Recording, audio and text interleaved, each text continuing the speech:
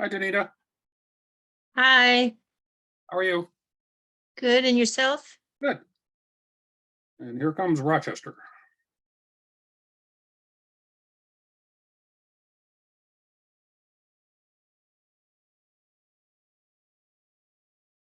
Dave, can you hear me? Dave is connecting to audio. Okay.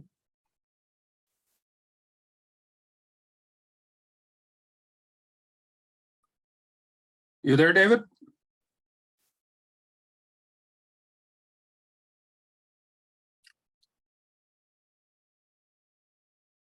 I don't know what you see, Danita, but I see like a yellow hazy screen where it says David should be.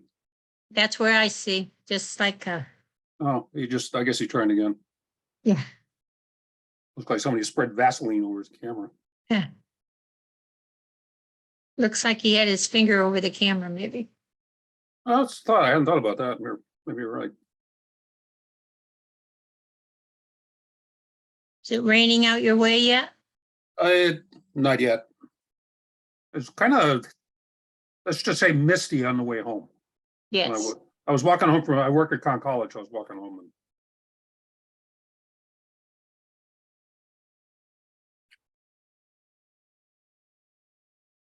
you live in Ledyard, right? Nope. Waterford, Oh, across from the library. oh, okay. Then I've driven by your house. Yeah. I go to church in Ledyard. Our Mary's sister Edna she lives in Quaker Hill, so she's in Waterford. And so when she would go over, she was a missionary in Liberia for 9 years. So when she would go overseas, the family gave her a Kindle, which worked out really well. And so she could download books from the Waterford Public Library. Yep. They have that program. Yeah. And she was like, I didn't hear you. I'm sorry. no, I was going to say, she could do it in Liberia. Yeah. Now they have a new program where you can, yeah, I guess it is directly to the Kindle because I have a neighbor that lives in the condo next to me upstairs. She's 96. Mm-hmm. And she calls the library, which is across the street, and they load books on her Kindle for her. Oh, yeah. Yep. That's pretty. They do a lot of things nowadays. Yeah. Do you know Amy Sindel? Sindel? Yeah. She No. works at the Waterford Public Library. Oh, yeah. She's one of the librarians. It's a great library. Yeah. I've heard good things about it. They have a lot of programs and things, activities.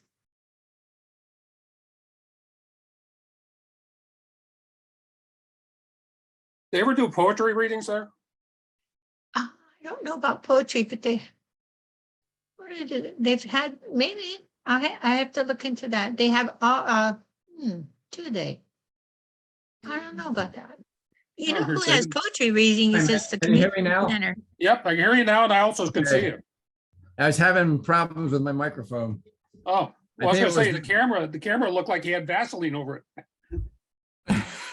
Oh, that's because there was a paper over it first. Yeah, I had to take that off. But I think it's the port. I got to get a new computer this fall. This one will be 10 years old in like about December. Computers are like dogs. They age a lot quicker. What's that? Computers are like dogs. Yeah. Dog years. The computer ages 7 years. Hey, that's a good one, maybe. Here's Diane. Hi, Diane. Hi, how are you? Good, how are you? I had a rough day. Oh, sorry to hear that. It's over now. At least you didn't have to shovel any snow. Hey, Did anybody? No, but I mean, look at the bright side. I mean, could be worse. Antarctica's not my choice of places to live. Mary had a colleague who, well, he was ordained and then he became a mission developer in Ohio. And so he started a church, this is back in the 60s. when the church was growing. And so he started a church, and it was so much work because back then you basically got out and you knocked on every door in the neighborhood.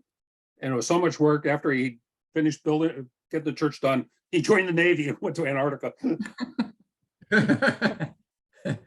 When in doubt, join the Navy. Is that it? Yeah, well, When in trouble? there's Carol. I was here and here I am. Yep, I can hear you loud and clear. I can see you. I So, can- how was your summer, David? Hi, Carol. How was your summer, David? Good, good. Kind of relaxing. We did Oh. a few things. We're doing some things around here. Some yard work there too. Like day trips around here. We went to the Adirondacks a couple times. Oh. Nice. Okay, so I got a regrets from the Hellers. Their daughter is visiting, and then Dale and Helen said they would be joining us next week, but they couldn't tonight. So, but we are recording it. And Jackie Loftus, did I get that right, Dan? Yes. Okay, she's the new lead, so she's posting them up. And if you go to the same spot, news and events, there's a link that'll take you to the appropriate YouTube channel, and you can see the videos. And also, I assume if you go onto a YouTube video, there's a little button down on the bottom. If you're running along, you don't have to sit through like the silence, when we're waiting for people or the chit chat if you don't want. So you can move to whatever spot you want in the video. Oh, good. Because I recognize sometimes there's minutes of silence while you can sit here and watch me wait for people to come on or something. So it's not terrible. But if I don't put the recording on right away, then I forget. So that's even worse. So, so I think with that, so tonight we're going to do a deep dive into Daniel. This is with Professor Cohen. It's important, I think, for a couple of reasons. I think especially for us as Christians, because if at least one source I read said in the Gospels, Jesus calls himself the Son of Man 81 times, which means that at least whoever wrote the Gospels thought it was important to report that. So, and the origins of that phrase can be found in the book of Daniel. Another reason is that the book of Daniel is, and we heard this last week, but it's apocalyptic literature. And it's, I think it helps in understanding Revelation, because you'll see in Daniel, and after you've read Daniel and heard about Daniel, then when you look at Revelation, you'll see sort of the same sort of tones, at least to me, that people, and I'm thinking of people back in that time when John was writing Revelation, it was an audience that was prepared to see that because they had read Daniel, is my thought. So, but that's my thought. Let's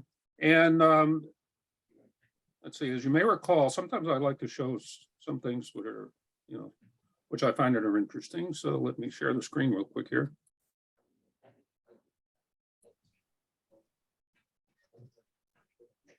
Where did it go?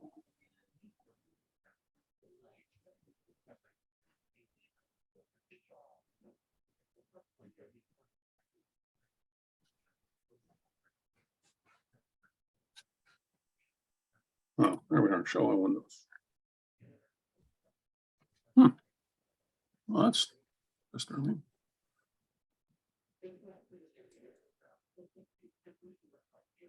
Well, let me bring it up. Don't you need to mute us before you share the screen? Maybe No, because nobody's going, I'm still talking, so I don't need to mute anybody.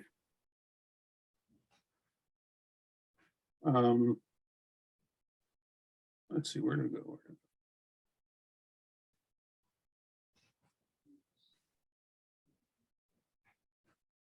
Here we go.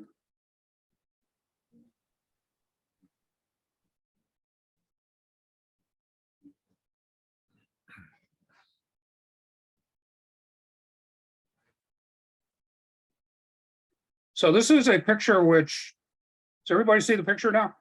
Mm-hmm. Okay, so this is a picture by an artist named Renee Magritte. What's interesting about it is, maybe you can see the screen, it was painted and it's called The Son of Man. And so it's one of those, probably you may have seen it in passing, maybe not, but it's one of those things where I have seen it a lot and never quite puzzled out what it's all about, and still haven't. So, but anyways, I thought it was interesting, and I guess you can think about maybe what the artist meant by calling this painting The Son of Man. You can, fortunately, it's not big enough there, but you can almost see his eye peeking out behind the apple there. So anyways, I thought that was interesting when I was looking about things about the Son of Man. So,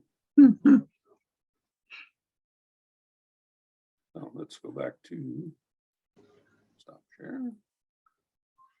So does anybody have any questions before we proceed? Okay. So I am now going to mute everybody. Except for me. There.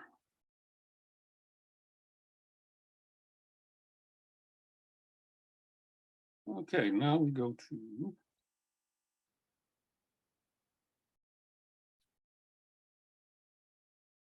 share screen. Oh, share sound. We're going to do that. Actually, before I do that, I want to close my email thing so we don't get any random dings there.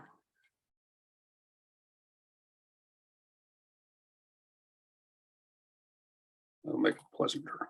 Okay. So let us share.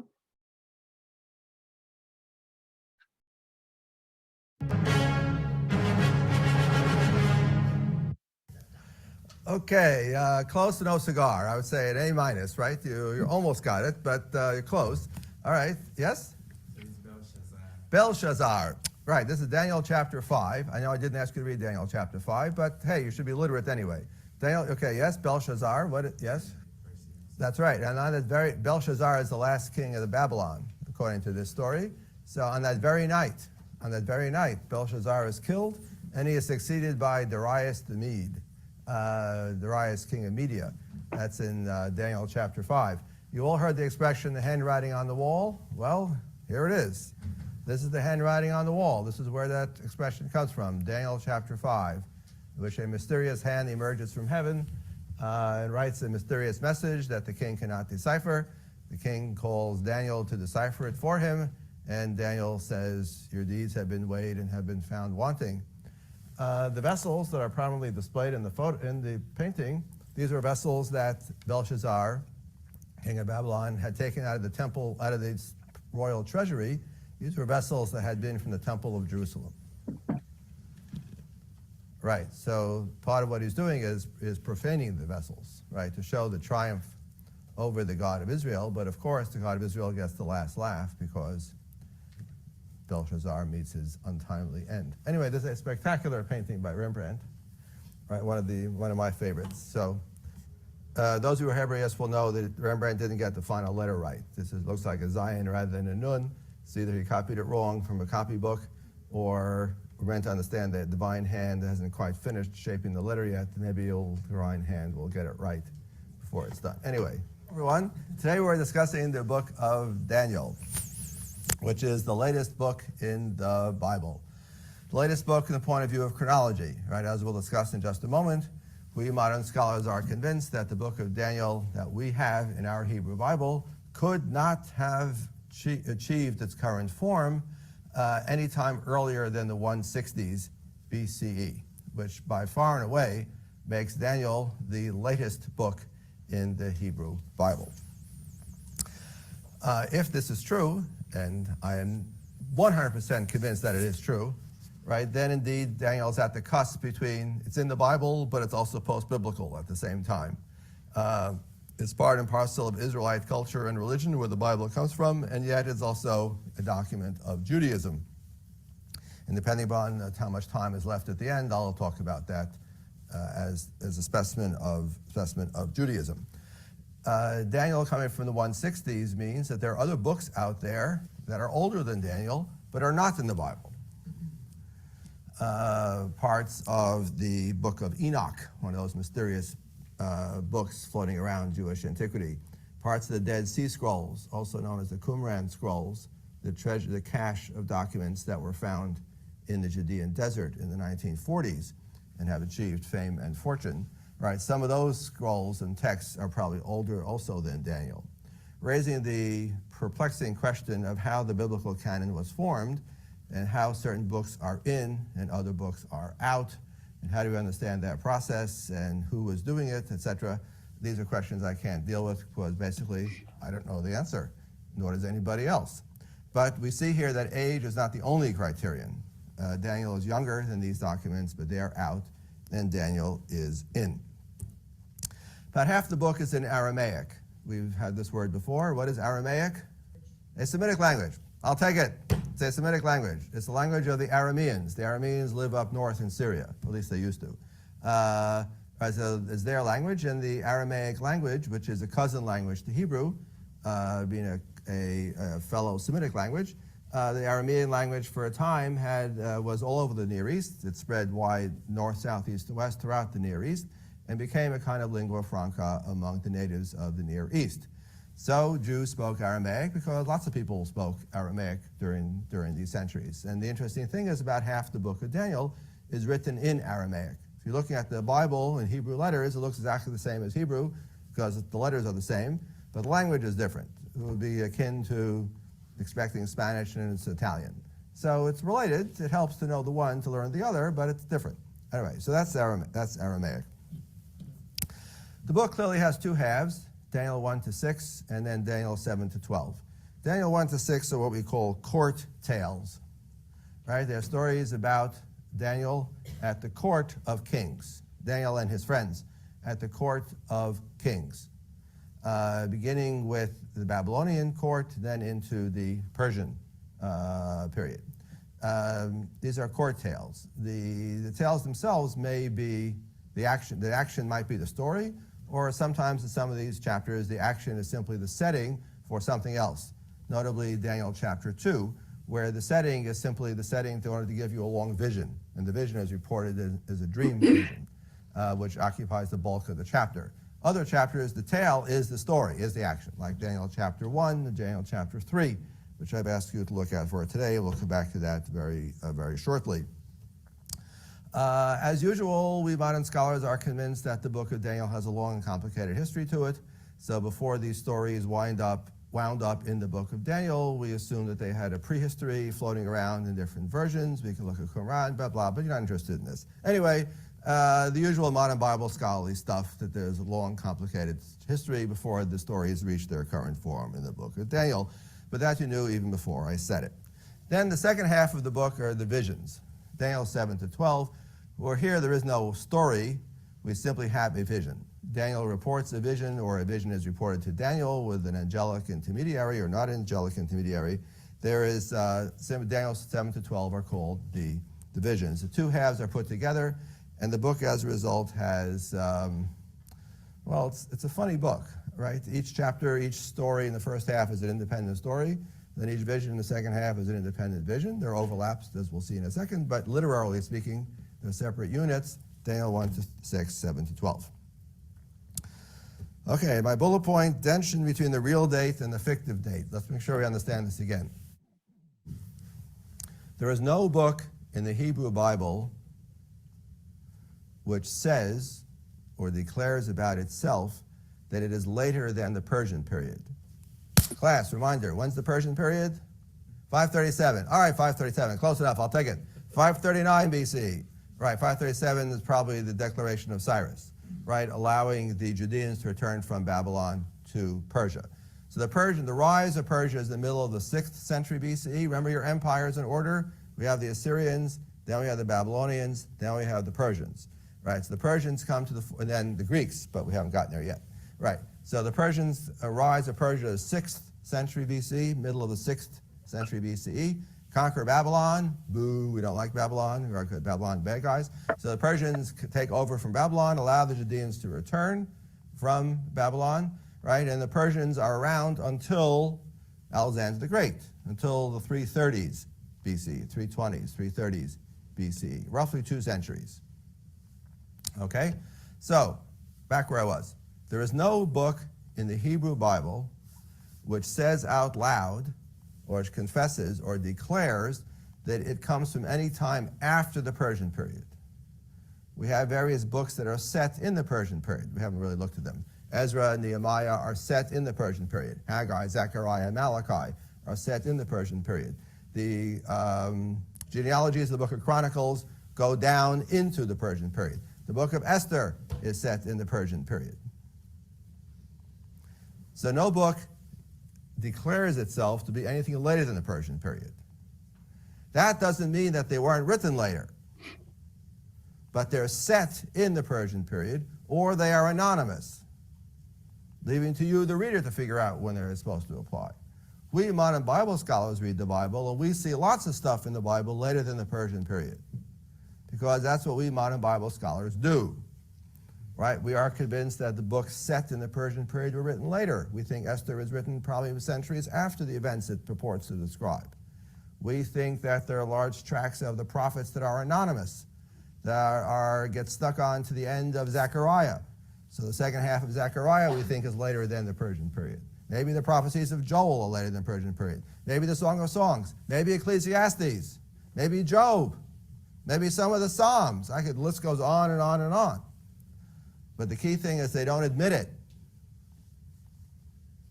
So Daniel, now come around full circle, Daniel, we think the form in which we have the book is talking about events of the 160s BCE. But the book does not admit that it's written in the 160s BCE. The book, now choose your verb very carefully, the book pretends, claims, hides its identity behind a figure who lived in the 6th century BC. So the book is nominally from the Babylonian or Persian period, but it's talking about events of the Hellenistic period, but doesn't admit that it's doing so.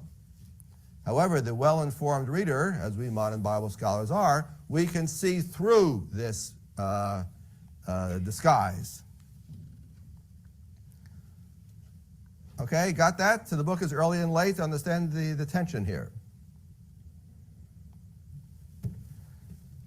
All right, I'll pretend that you all understand what I'm saying. Okay, let's all pretend that we understand what we're talking about. Seriously, this is an important point. People get confused about this. I can understand how the book is Persian and also Hellenistic at the same time.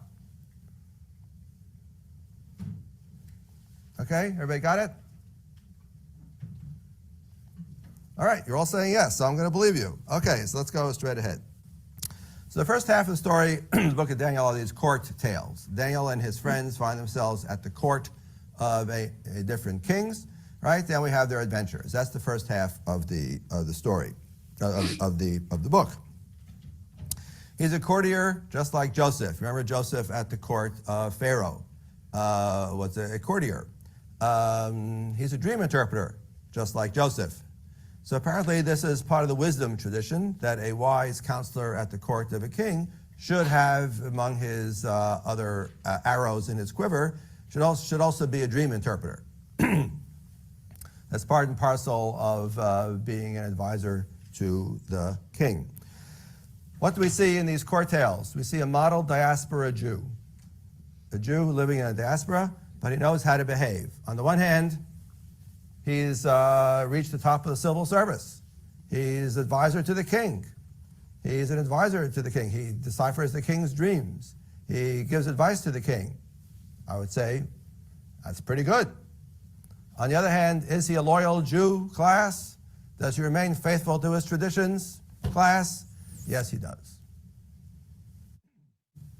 That's the implicit message of these court stories, right? Integrate in society, and yet you retain your own Jewish identity. So in chapter 1, they eat vegetarian food in order to avoid the forbidden food provided by the king's caterer. Or the most dramatic story is Daniel 3, parallel to Daniel 6, where they are persisting in their loyalty to their tradition, even though they risk death. These are the famous stories of the lion's den and the fiery furnace.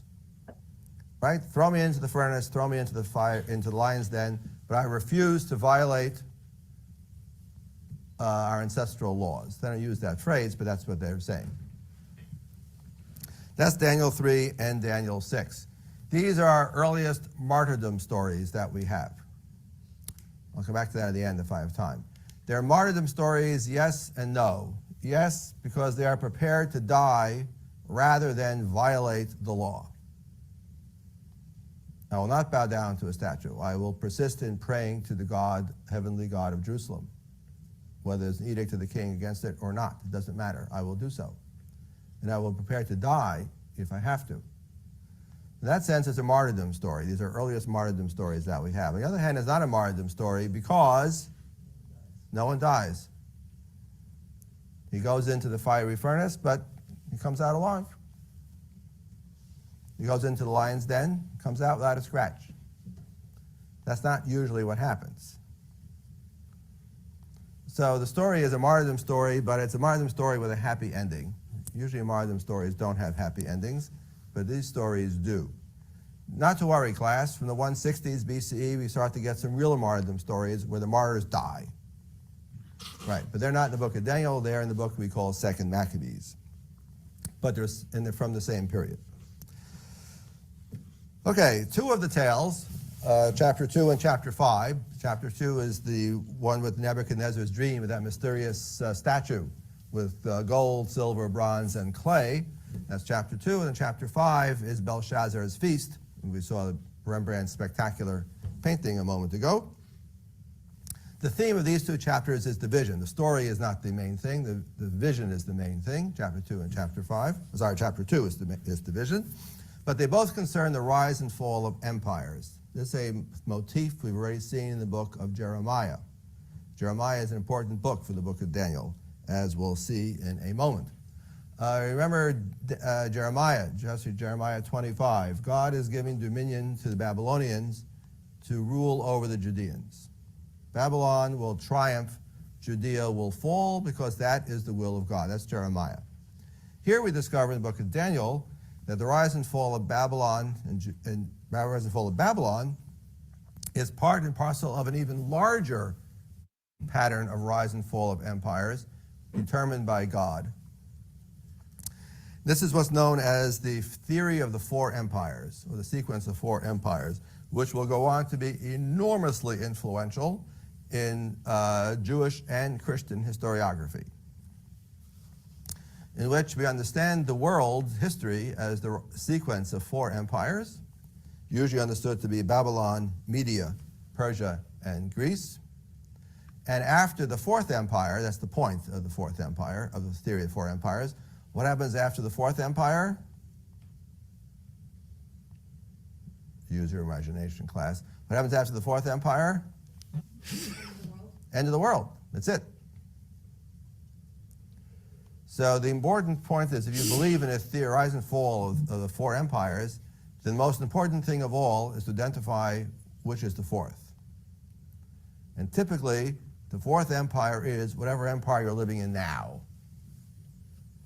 And once you know that, then you can extrapolate back onto the previous 3. Because you believe that you're living on the precipice, on the brink, on the end. The tribulations of our current time are the tribulations of the 4th empire, which then get identified with those passages in Ezekiel that we looked at already, about tribulations of the end time, the travails of the end of days. All these things get packaged together. Well, they come out of Daniel. Daniel is the mothership for these speculations about the theory of the 4 empires. We see it in Daniel chapter 2 and Daniel chapter 7. So Babylon, Belshazzar's feast, that's the downfall of Babylon. And then the last verse of chapter 5 of Daniel is Babylon falls, and then comes Media. Media, this is not Media you think of in your generation, but Media is a place in Central Asia, in Iran, right, the land of the Medes. As many scholars have observed, the Medes, the historical Medes, did play an important role in the downfall of the rise of Persia and the downfall of Babylon, but the historical Medes never came anywhere near the land of Israel. Therefore, if Jews are talking about a theory of, or Judeans, Babylon, Media, Persia, Greece, then it's evidence that this theory came to them from somewhere else where there were Medes. Because nobody in Israel would make up a theory like this. We're talking about Medes, and no one has ever seen a Mede in his life. So there's a complicated story here also, how this theory came about. But anyway, there it is in the book of Daniel, theory of the four empires, Babylon, Medes, Persia, and Greece. So then the chapter 5 of Daniel, Darius the Mede takes over from Belshazzar. But as many scholars have observed, there was no king ever called Darius the Mede. That's made up by the book of Daniel because it has a theory of four empires. After Babylon has to come the Medes. Okay. So that's the first half. So the court stories are combined with visions. And visions are embedded in the court story also, or the story could be the main thing, the martyrdom stories. Okay, I'm ready to talk about Daniel 7 through 12, which is the main thing. Darius the Mede. Darius the Persians, plenty of Darius the Persians, but not Darius the Mede. Scholars have looked in vain to find any king of Medes and Media that would be called Darius the Mede, succeeding Belshazzar. There ain't no such thing, right? Right. But the author wants there to be a king of Media because he wants the king of the Medes to succeed Babylonians. So, pardon my saying this, he made up a king called Darius the Mede. Now, if you're a traditionalist, you would probably have to say, our documentation is incomplete, and there must have been a king called Darius the Mede.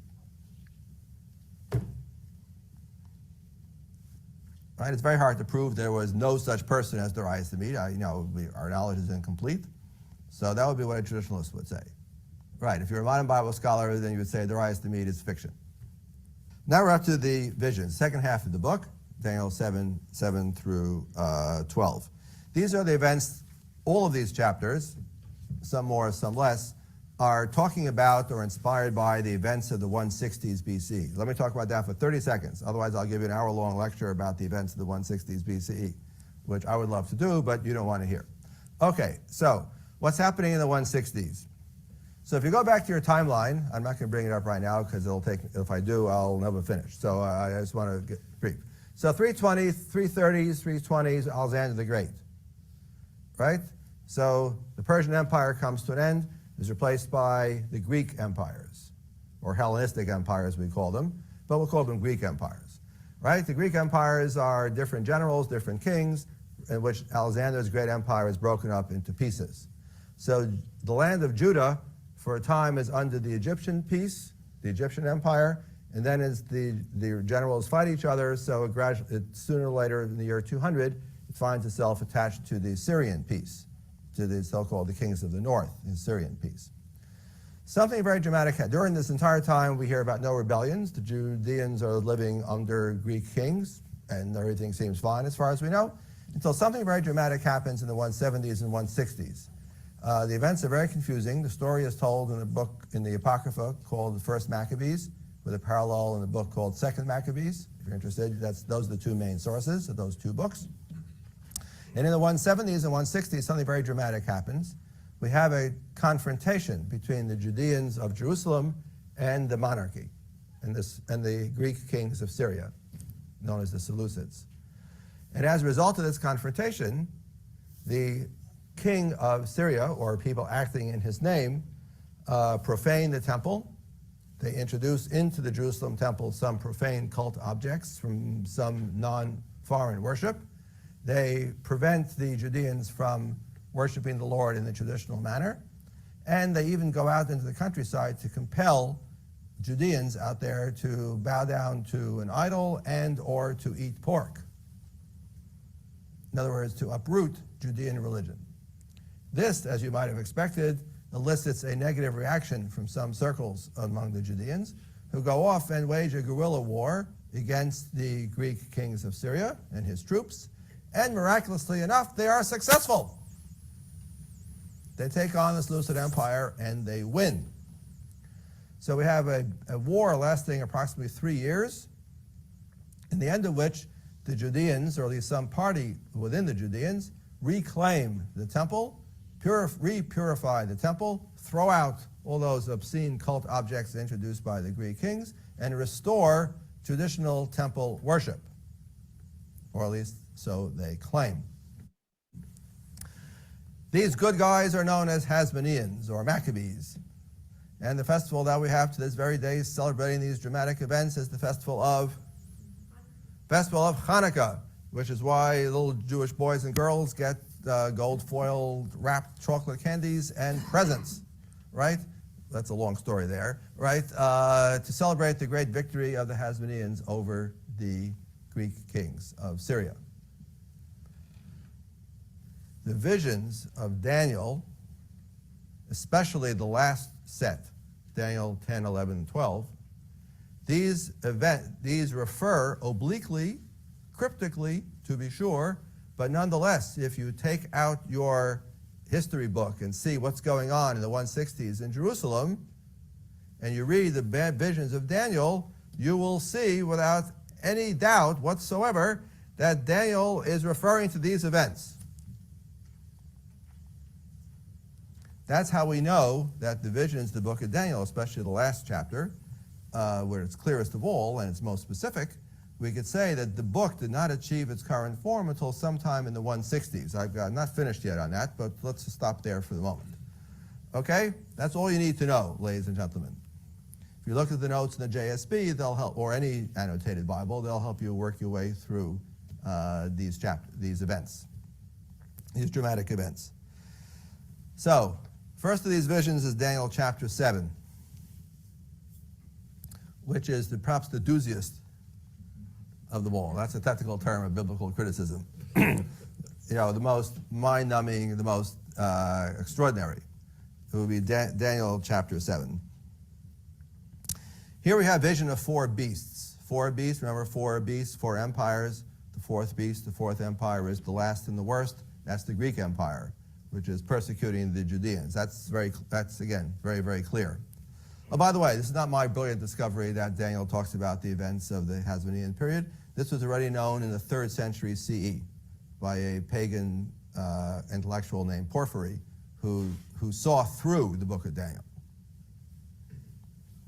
Okay, there's a long history of scholarship on this point. Okay, vision of the 4 beasts. And here I picked out for you on your handout 2, perhaps the most striking passages in this vision of Daniel chapter 7.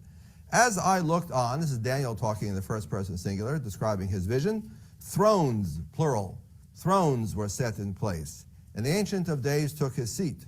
His garment was like white snow, and the hair of his head was like lamb's wool.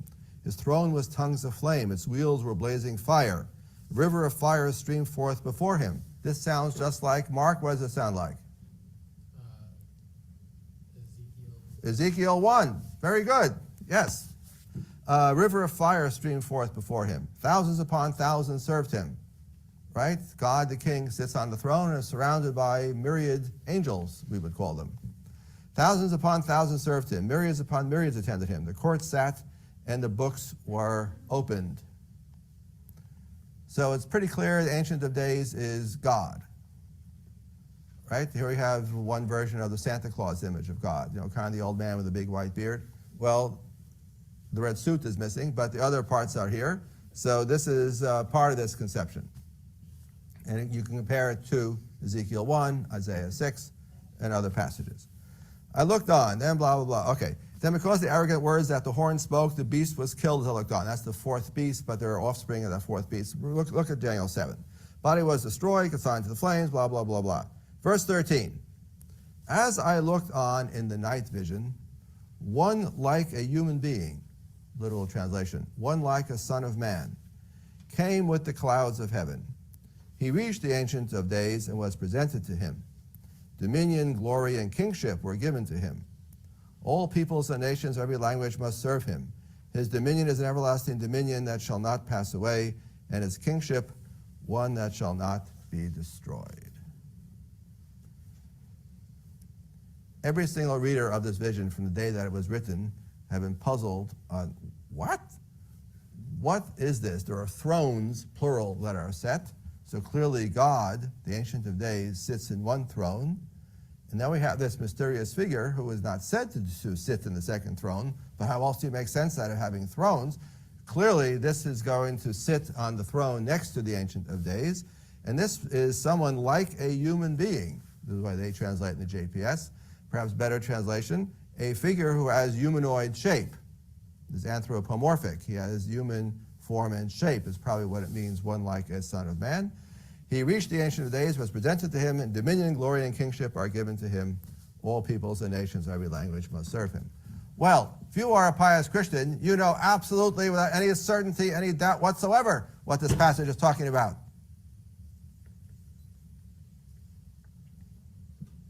Answer, Christ.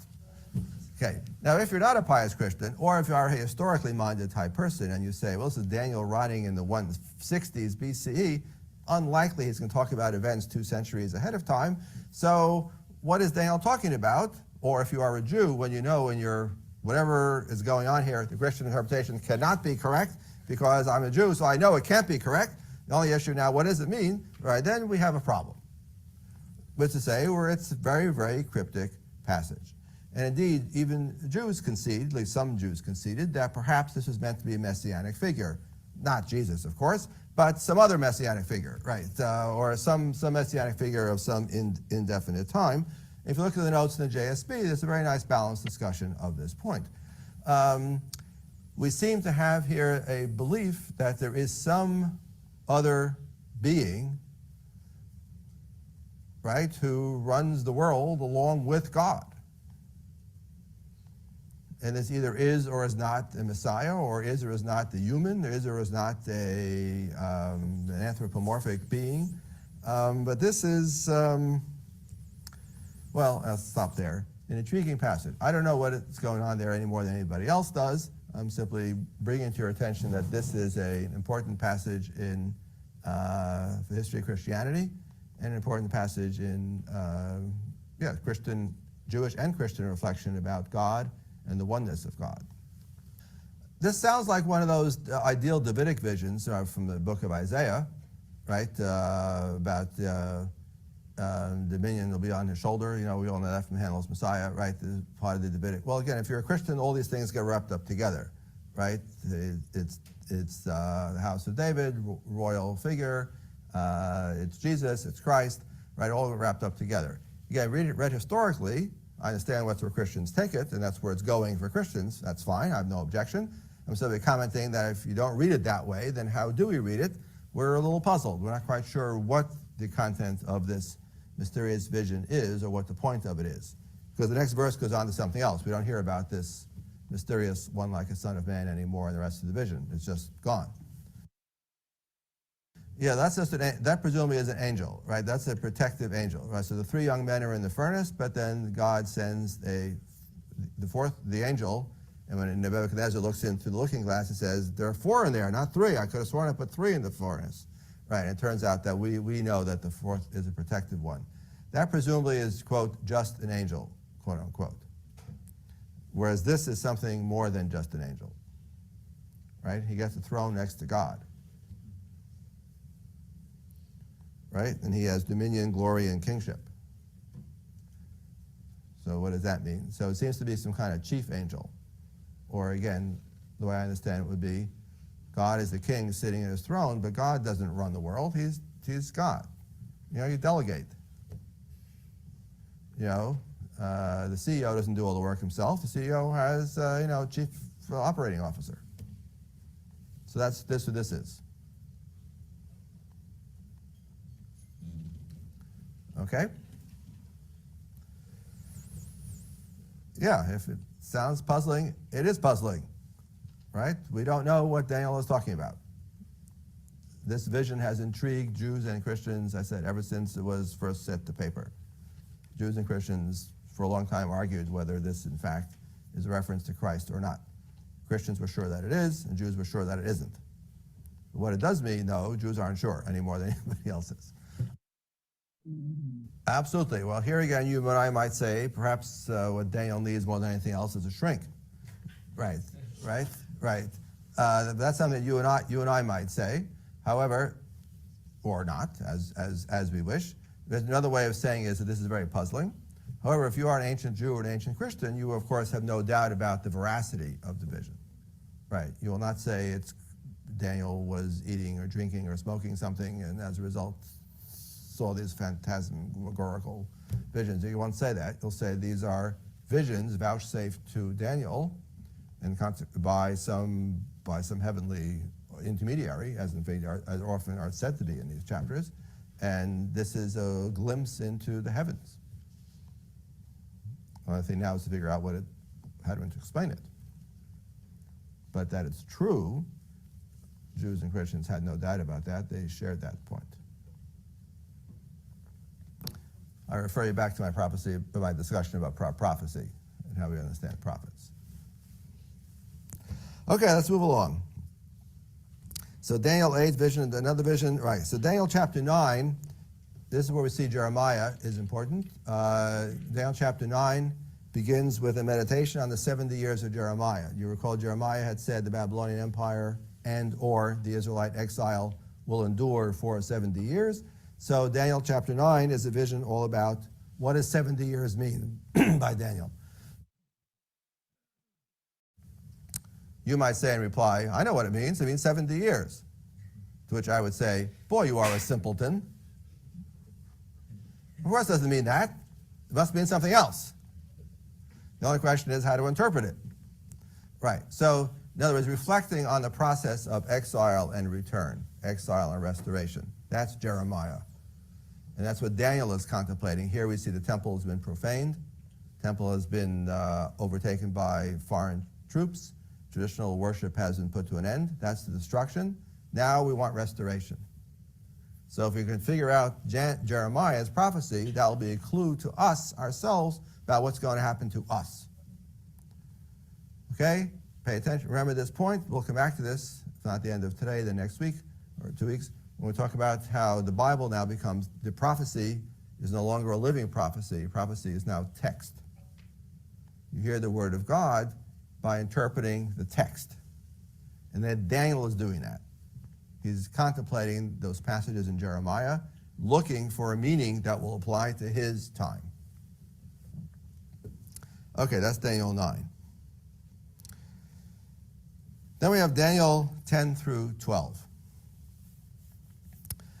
Here again, instead of seeing these fantastic images, we have a cryptic text in which the angelic intermediary tells Daniel about the forthcoming events, again, forthcoming from the point of view of the 6th century BCE, when Daniel is allegedly living and active, not forthcoming from the point of view of the actual narrator, who is alive in the 2nd century BCE and describing events of his own time. That is true until chapter 11, verse 40, approximately. Here the prophecy becomes real. All right, let's make sure we understand this again. So the narrator is writing in the 160s BCE. He's putting his vision into the mouth and eyes of a figure who allegedly is living in the 6th century BC, back in the time of the Babylonians and the Persians. So therefore, the narrator, Daniel, is predicting, or should I say, predicting events down to the 160s BCE. From the point of view of Daniel in the 6th century, this is prediction. From the point of view of the narrator, this is not prediction at all. This is history.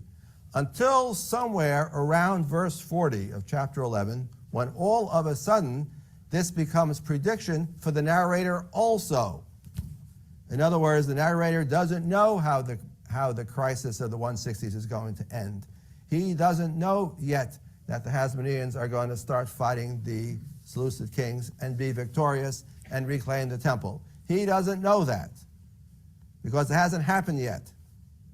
What he does believe is that these events are so dramatic, so traumatic, so climactic that surely, he thinks, the end of the world is at hand. What's going to happen is a great battle between the king of the north and the king of the south. It never happened. King of the south are the Egyptian kings, the kings of the Ptolemaic kings, kings of the north are the Seleucid kings. He thinks there's going to be a great battle between the kings of the north and kings of the south. Sounds like Ezekiel and the battle of Gog and Magog, right? That's going to happen. That's wrong. Then it's going to be followed by very dramatic events of chapter 12, including the graves will open up and the righteous will come out, will come forth. We'll read that passage in 1 second. That's what he thinks is going to happen. Now, these events are so dramatic, they need a climactic conclusion. But for the narrator, alive in the 160s, these in fact are future events. They haven't happened yet. And that moment where the narrative shifts from accurate reportage, cryptic true, encoded true, but nonetheless, narrative that seems to be accurate, the moment when the narrative all of a sudden departs from that and becomes the point at which it is wrong, that's the moment I can say that's when he's alive. That's when he's writing, precisely then, on the seam between actual prediction and, narrative written up as prediction, but of course, in fact, retrospective. Everybody got that? Yeah. All right, let's all agree that we got that, shall we? I can move along. All right, but it's confusing, right? You have to keep shifting back and forth. Okay, if you look at the notes in the JSB. Yes, sir? Nope. I am going to worry about it. I want to show you understand it. You have a question? Yeah, is there like a verse that we figure out when that shifts? Yes, approximately chapter 11, verse 40. Chapter 11. That's what I wrote down. Chapter 11, verse 40. The prophecy becomes real. Now Daniel, the figure of the 6th century BCE, is no longer narrating retrospectively the events up to the 160s when the narrator is actually alive, but actually is now genuinely giving us prophecy because the events haven't happened yet. And it turns out this is not the way things turned out. This was not the end of days, it turns out. There was not a big battle between the king of the north and king of the south. The graves did not open. There was no final cataclysmic judgment scene. Dare I say it? The narrator was wrong. This is what he thought, hoped, expected would happen, but it didn't happen. Now, if you are a later Jew or Christian reading this chapter, right, then of course you know, as in the cases of all prophecy, right, the events haven't transpired yet. But they will transpire because they cannot not transpire. If it didn't happen then, okay, fine, they will happen. Now, you and I, you Jew and Christians, let's sit down together and see if we can figure out what are the events referred to.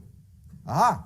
One way of Christian reading is to look at those last verses of Daniel chapter 11 and 12 and say it's referring to Christ, of course. To which Jews respond, I'm not sure what it's referring to, but I know one thing, it's not referring to Christ. Right, look at the notes in the JSB. So here we have chapter 12, these extraordinarily dramatic lines at the very end of the book of Daniel. At that time, the great prince Michael. Who's Michael? Who's the great prince Michael? And don't tell me it's Michael of the Romanovs or something. Right? That's okay. That's another great prince Michael, but I'm not interested in Michael of the Romanovs. Right? Who's this great prince Michael? He's an angel. Now we discover, living here at the very end of the Hebrew Bible, right? Angels have now emerged. They're not just myriads and myriads around the throne, the way they are in Ezekiel and in Isaiah. Now some angels emerge as fully articulated beings with a name and apparently a permanent existence. That's new. We haven't seen that previously in the Hebrew Bible.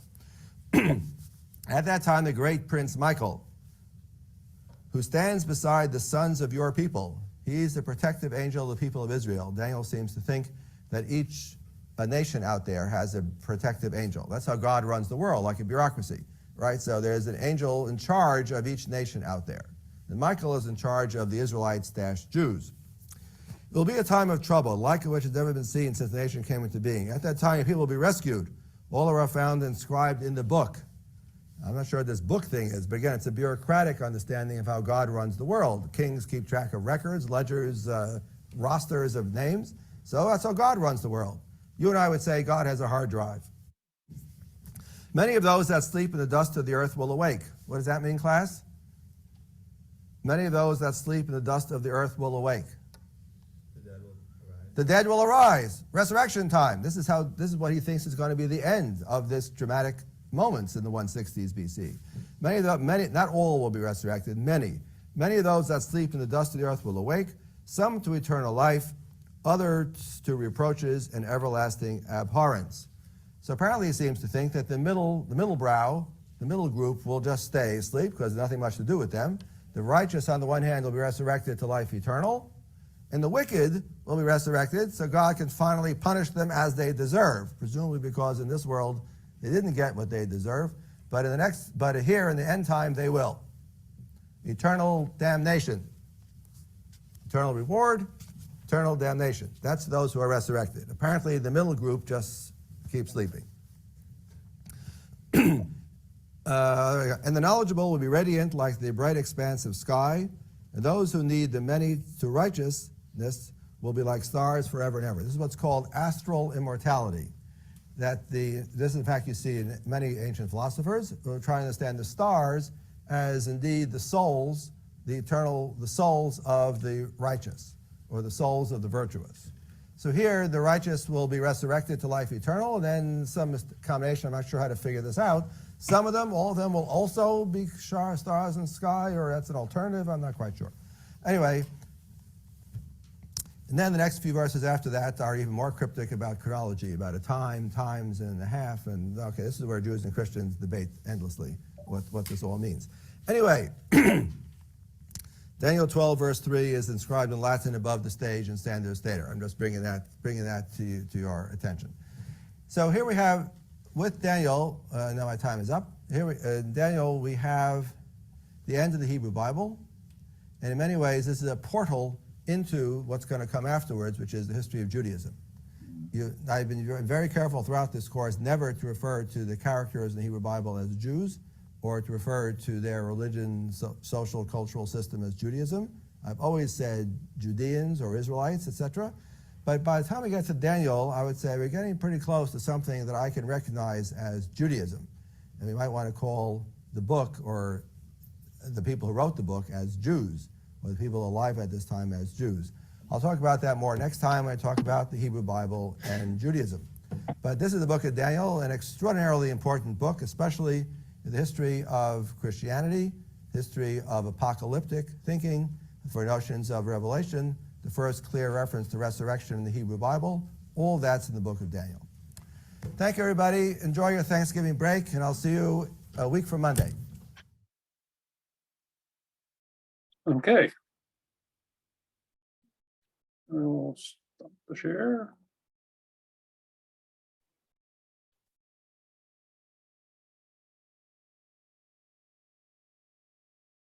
So are there any thoughts, any surprises for what you heard about the book of Daniel, this discussion of the Son of Man? In some places, I'm glad he said he's confused too. Yeah. But, Yeah. you know, it was like, what are the, they had the theory of the four empires. Well, now how later on did they deal with the Roman Empire? The Jews, at least, I guess, or is that reason for their existence, he's saying? Because the things didn't end after the Fourth Empire. Yeah. The Greeks were the Fourth Empire, but not the last in reality. Yeah. Well, I think one of his points is that the Fourth Empire is whichever empire that we conceive ourselves as living under.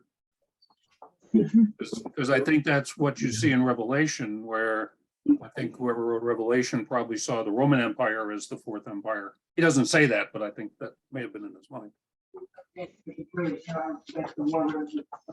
Okay.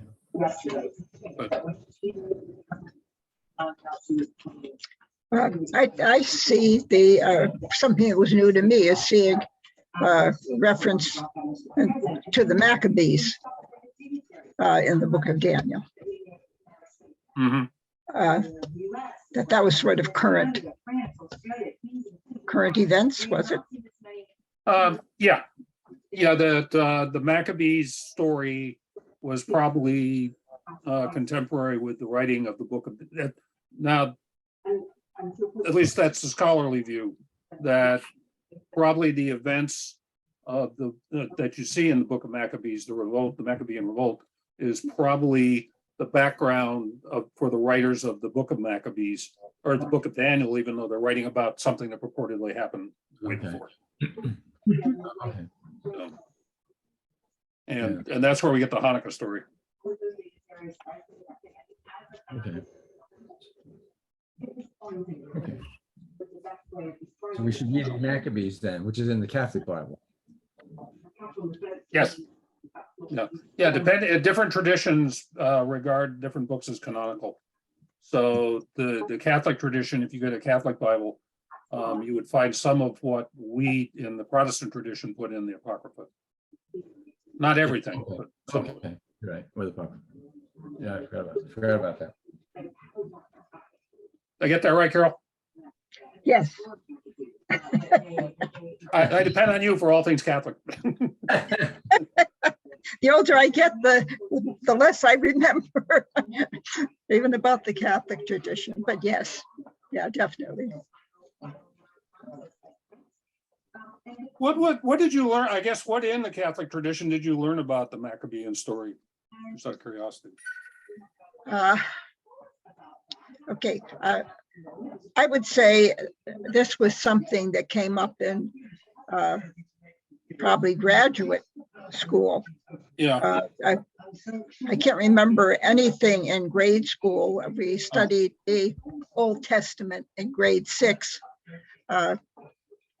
I can't think that much was said about the Book of Maccabees then. Oh, okay. Yeah. But what did we find out? I think what we would have heard is just the historical well, he talks about the Professor Cohen about the guerrilla warfare and getting the restoring the temple and so forth. That's all. We would have gotten some awareness of what the content of the Book of Maccabees was, not too far beyond that. Yeah. Okay. And so did you get into like the Daniel and the meaning of the Son of Man when you were younger? I am sure that got touched upon somewhere in my life, but well, probably in studying the New Testament, something was said about it. But I think what he said tonight was more clear than anything I had known before. Clearly, I haven't read the Book of Daniel that closely. But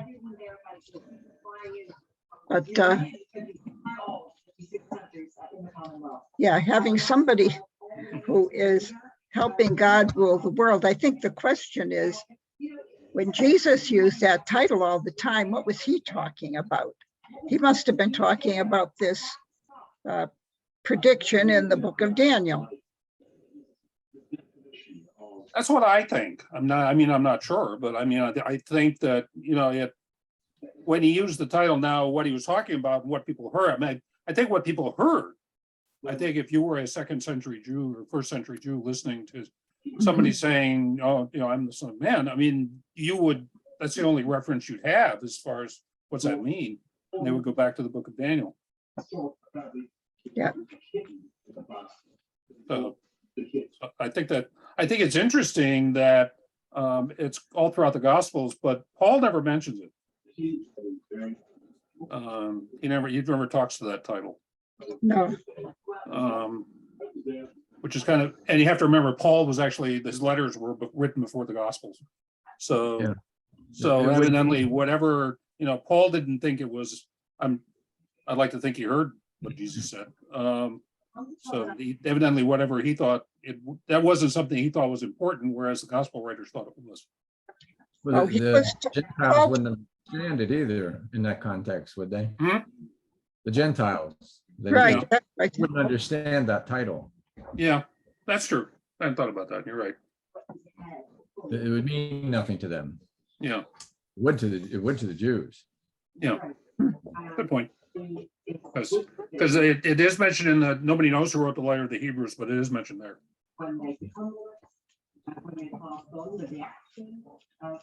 So, okay, that's an interesting point. Thanks. You have any thoughts, Mayor? The thing struck me tonight was why we don't use it in the lectionary. The only time it's the appointed text, well, it's the appointed text for the Easter Vigil.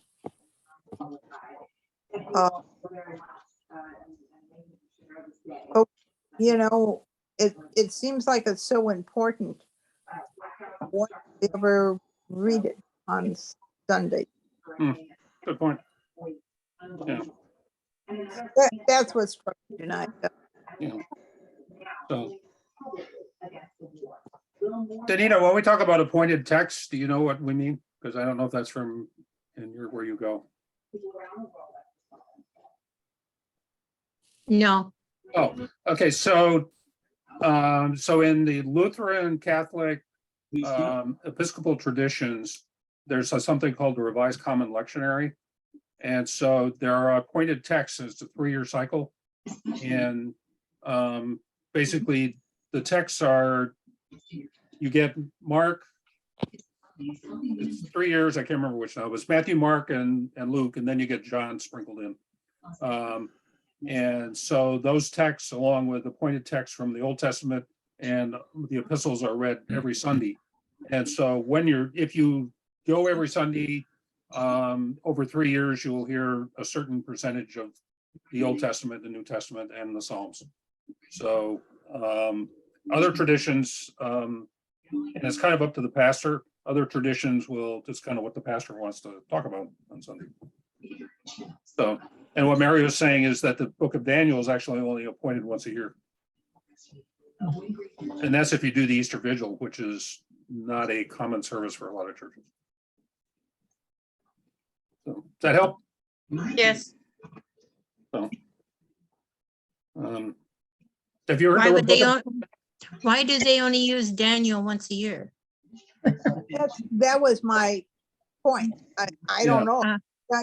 It seems so important, Yes, the way we studied it tonight, you know, to get all of these pieces. It seems so important. Why don't we get it? I don't know. Yeah. You have So- to ask the committee. I'm Seems not. like it refers to a lot of different points of different books. Yes.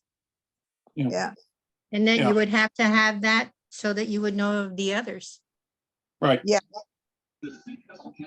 Yeah. Yeah. And it's, well, there's a committee somewhere that actually does this stuff. So, Do you think it's because it's a hard lecture? Like it's a hard Ah, to communicate, to that's to good get the idea. point across? maybe that's why it isn't used, because it is so difficult. And it's probably a little frightening. Yeah. Well, I find Paul to be both difficult and frightening and frequently unintelligible. So, and we have readings from Paul's letters every Sunday. So I don't know if that's it. You have to remember Richard a lot, so his mind wasn't quite with it maybe all the time. He went through quite a bit. And as he was writing most of it, he was in prison somewhere or being tortured. Yes, and he was dictating, and I mean, I get it. He didn't like women. He just didn't like women. I'm not a big Paul fan. Yeah. And yeah, I don't think he basically approved of people. So I find him difficult. I think But- Timothy, he liked Timothy a lot. Yes, well, Oh. we will talk about that in another venue. Oh. Paul was probably an exasperating personality in person. Yeah. One Well, of the- then I would have great sympathy for him normally. But because it's a characteristic we share. I just, I understand the difficulty of translation, and I understand that he was dictating and he was in prison, but I find his writings to be really difficult to follow, and yet we use them in church all the time. And I think that there are other, for example, Daniel, there are other readings that we could use that might touch people more. Well, Yeah, I he's think very Dan- clever. Revelations are hard to understand for a lot of people. I think that they have a hard time teaching about Daniel and Revelations because they don't know how to explain it. Well, Revelations is terrifying, so you know, you can leave that one out. so, This is one of those books where there's probably a big difference between how Christians take it and how Hebrew, Jewish people take it compared to some other books. yeah, Of Revelations. And so, Daniel, I think Daniel is the Hebrew revelation. If you go to doctrine to Hebrew if you go to Hebrew school, then that's how it's pretty much taught, that as we as Christians look at Revelations, they look at Daniel. yeah. yeah, Okay, gotcha. some of that. And I guess that one of the questions is what did Jesus see his role was? And if he meant that, the kingdom of God is near, and if his understanding of that was to mean that, the end of time is near, when he called himself the Son of Man, maybe he was talking, the fancy word is eschatological, it was a, end times sort of message. Yeah. Is there a large debate on whether in this book of Daniel, as what we read tonight and everything, that is Daniel relating to Christ? Why, I listened to the professor tonight, and it seems as though that the Jewish people, had it in their face 3 or 4 times, and they just don't want to admit it or recognize it, I guess, not maybe admitting it, but. Well, they would, it goes in, and we'll talk about this several times during the next coming months, but they would still understand that there's a messianic Son of Man, perhaps. They would not identify Jesus as that person. Yeah, they don't believe that he's arrived yet, that he's coming. Yeah. As they looked at it as when he comes, it's going to be in a whole different way Mhm. than what we see it as Christians. Yeah. Yeah, but they have a whole different notion of who the Messiah will be or what he will be. Yes, And they and thought it's- he's coming to save them. Yeah. And I guess going back to your first question is that, there's a lot of debate, and even among Jews, about what does Daniel mean and what, they do understand the end times are coming, but I don't think they're waiting up nights. They're what? They're not waiting up nights. Oh, no. And from what Jesus is purported to have said in the New Testament, he seemed to give the impression that the end times were near. Yeah. St. Paul certainly saw them as near. Well, that was one of the challenges for Paul was I think that Jesus and his followers had the idea that the end times were coming in their time. And then one of the things Paul had to deal with was that people were dying and the end times weren't happening yet. So one of his letters, he talks about some of the issues as far as, what are we going to do? Some people are dying and he still hasn't come yet. Yep.